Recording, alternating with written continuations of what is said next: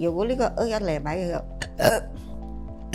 佢不定打到幾十次啊，醫生有推介嗰啲藥，亦都係咁樣嘅情況啦，好似個西藥咁樣。如果你嘅腸胃有問題，你冇去好好咁樣改善係咪？可能有一日我會中胃 cancer。Hi， 大家好，我係 Madam Chiu， 今年68歲，嚟自吉隆坡。因為我自己本身係有打嗝嘅，10幾年入邊我打嗝，呢個打嗝係咪造成我好大嘅困擾？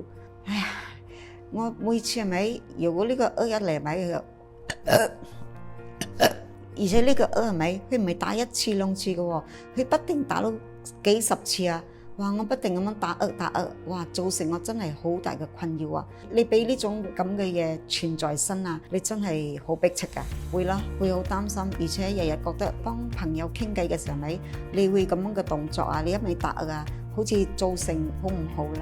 當你唔舒服嘅時候咪，你第一個諗到就係醫生咯，而且都做過2次嘅胃鏡，但係胃鏡嘅報告出嚟咪，我嘅胃一直都冇問題，好好啊。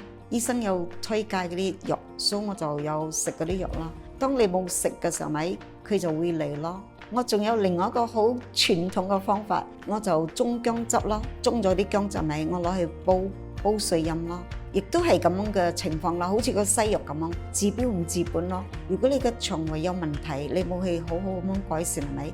可能有一日我會中胃 cancer。喺 Facebook 咪無形中掃到亞西克蘇呢個產品，我喺入邊睇到係咪係針對於腸胃嘅，所以我就好認真咁樣睇落去，所以我就覺得呢個產品可以試一試咯。我之前都食過其他啲產品，好似冇咩睇到效果咯。自從我食咗呢個亞西克蘇，我就冇再去食任何其他嘅產品，都係因為佢嘅味道，佢嘅味道係有嗰種蔬菜嘅清香味道，非常之好飲。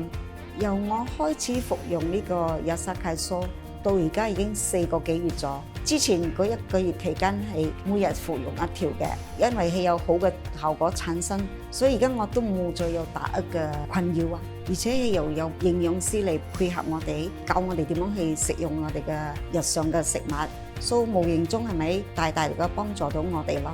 唔單止幫助我打嗝嘅問題，因為之前我好頻頻上廁所嘅，半夜好密上廁所嘅。但係當我服用咗呢個產品之後，咪哇我好開心喎，因為你廁所上少咗，改善我嘅睡眠，睡得非常之充足，人好精神咗。